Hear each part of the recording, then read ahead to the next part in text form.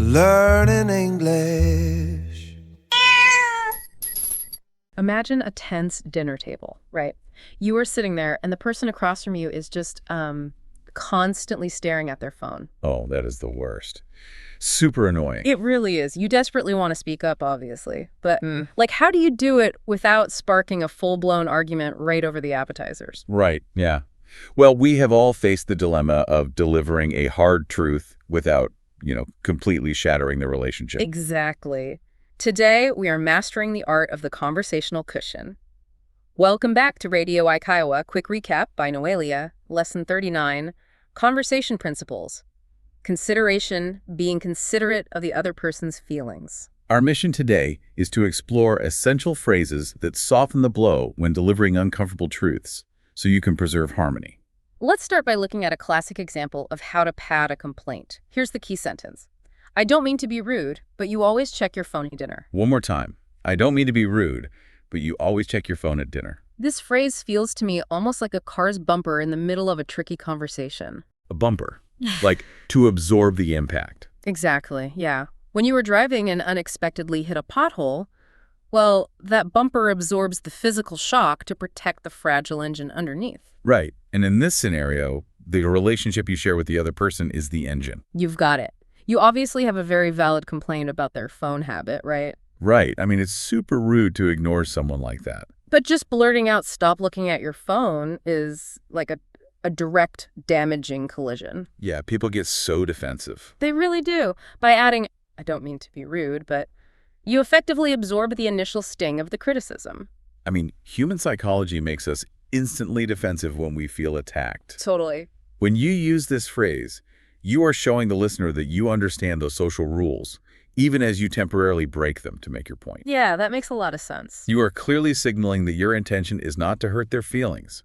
That little signal dramatically lowers the other person's mental defenses. So they can actually hear the hard truth without feeling the need to immediately fight back. Exactly. So we know how to soften the blow before a collision happens. But what if you have already crashed right into a social blunder?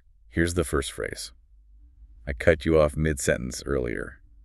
I didn't mean to be rude, but I was just so excited about your idea. One more time. I cut you off mid-sentence earlier. I didn't mean to be rude, but I was just so excited about your idea. This approach applies the conversational cushion retroactively, which is super interesting. Yeah, it completely flips the script on a mistake that has already happened. It's like the speaker openly acknowledges they interrupted the other person. Which is an undeniably rude thing to do, let's be honest. Totally.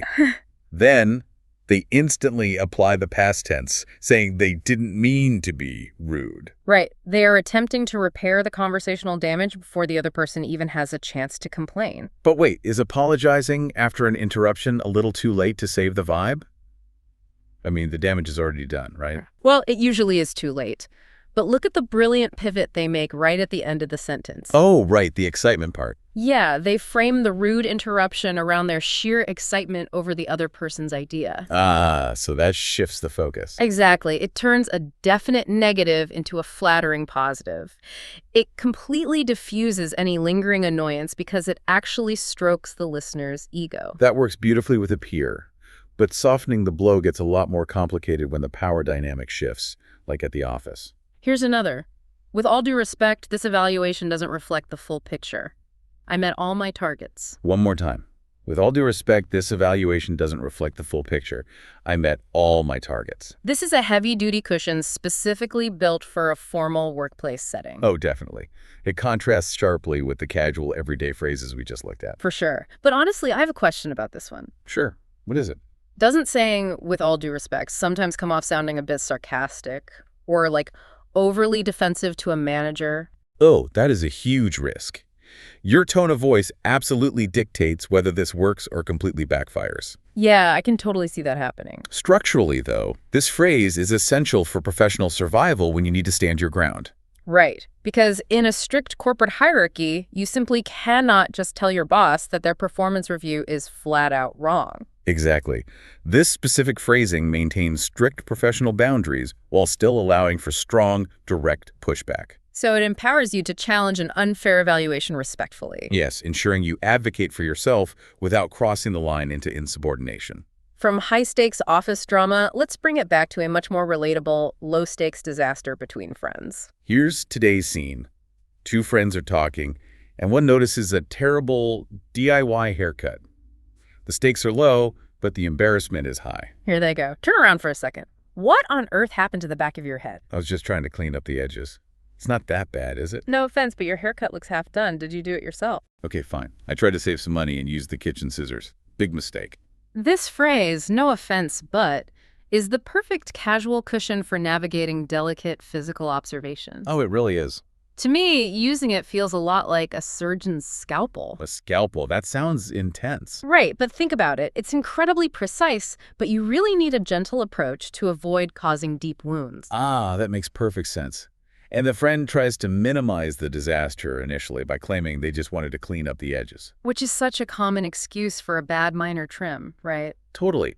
What's fascinating about this exchange is the brutal honesty packed into the word half done. Yeah, that's harsh.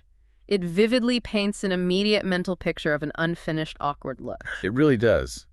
Yet, because that harsh critique was gently padded with no offense, the tension drops. So true. The friend can finally admit their embarrassing kitchen scissors mistake without getting defensive and shutting down. NoeLia has prepared 25 practical phrases for this lesson. Head over to the pattern practice and original dialogue sections to build your instant conversational reflexes, so pulling these cushions out feels totally natural the next time you need them. The link is in the description. Before we go, think about the conversations you have been avoiding lately. Could a carefully placed conversational cushion turn that dreaded confrontation into a constructive chat? Catch you next time.